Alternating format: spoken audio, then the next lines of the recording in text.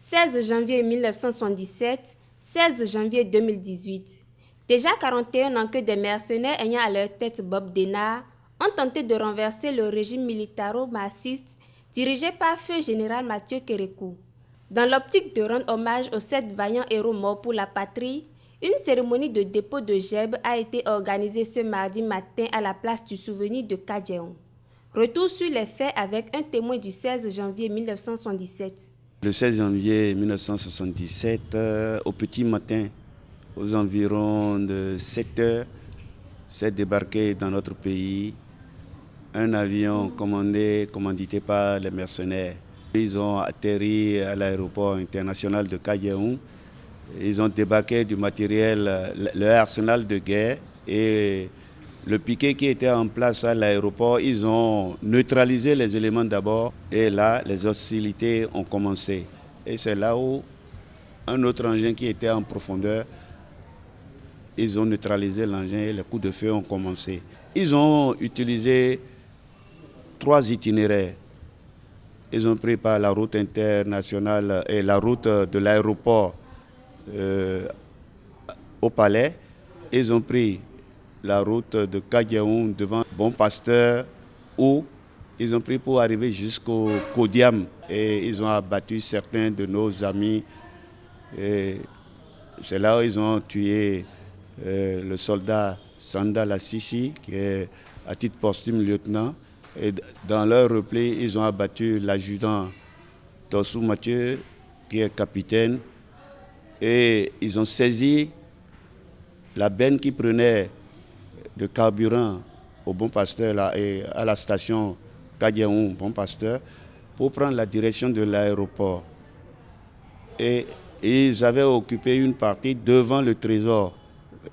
Aujourd'hui, trésor, là où se trouvait le feu Toto Paulin qui était de garde. Bon, lui, il a fait usage de son PA et c'est là où il a été abattu.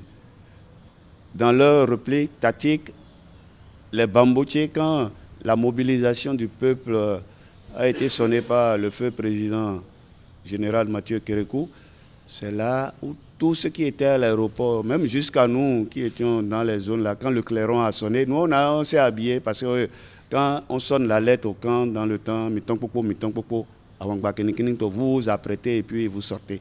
C'est comme ça nous avions pris les armes au camp et nous avions continué. Donc ils ont abattu Alassane Kassim à l'aéroport, là où il a été, c'est lui qui a neutralisé le mercenaire noir. Et c'est quand il était à court de munitions que, en voulant se déplacer militairement pour aller dans un autre abri, ils l'ont pris de dos, ils l'ont abattu.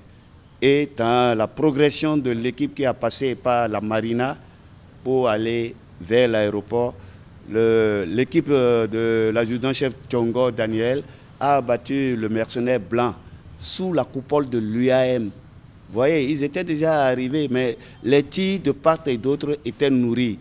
Que ce soit la présidence de la République qui avait les soldats de la garde présidentielle à l'époque, et les tirs étaient nourris. Il y avait l'assistance coréenne qui formait les tireurs et tout ça là à l'époque.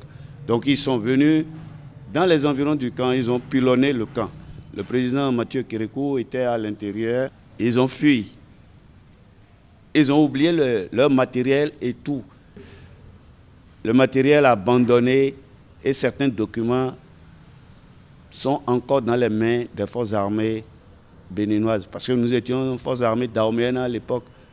Et dans le ratissage, je pèse bien mes mots, le général Mamasika, avec ma classe paix à son âme, Tchétchao, Papa Saturné, c'est eux, avec leur équipe, qui faisaient le ratissage et ils ont pris Mendoza, qui était à la tour de contrôle pour pouvoir gérer.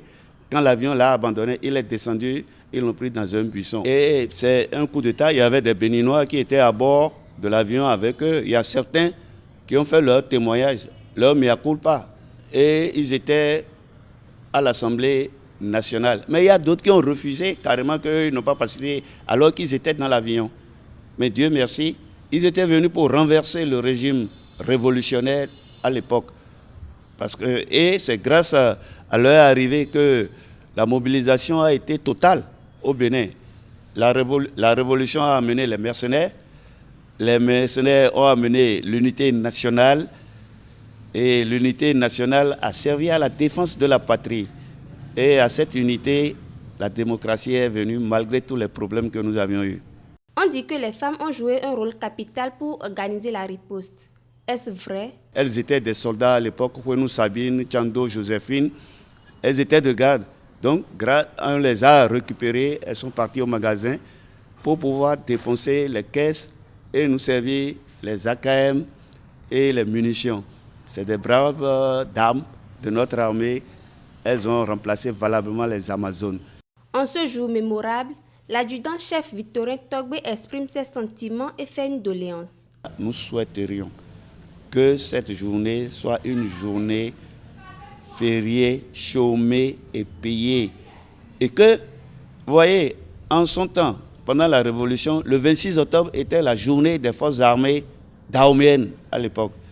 Aujourd'hui, on ne sent rien. Au moins, l'État n'a qu'à décréter, si on ne veut pas chômer, que ce soit la journée fériée des forces armées dahoméennes, parce que c'est le premier combat, le seul combat que nous avons eu à faire dans notre pays. Et ça fait notre fierté, nous les anciens et même nos jeunes qui vont aujourd'hui sur les théâtres d'opération. Vous les voyez, ils sont très opérationnels. Et ils sont sur les pas de leurs papas et de leurs aînés. Ils ont guédé, boa djete, nos enfants, mais ce n'est les on guiri, boa djete, nos enfants, yedo, jayeto, les cinq, to bagbe, awande, yedo. Mais ce n'est pas mi ouéa, minyaye, boyeron, boye manso moye nozo, délai rongbon fijirose, délai bon carame, jogancho ye mon wele, jogancho ye mon ye wele. Mais ce n'est pas wadou beneto ya, bede, minyaye, boye manso moye nozo.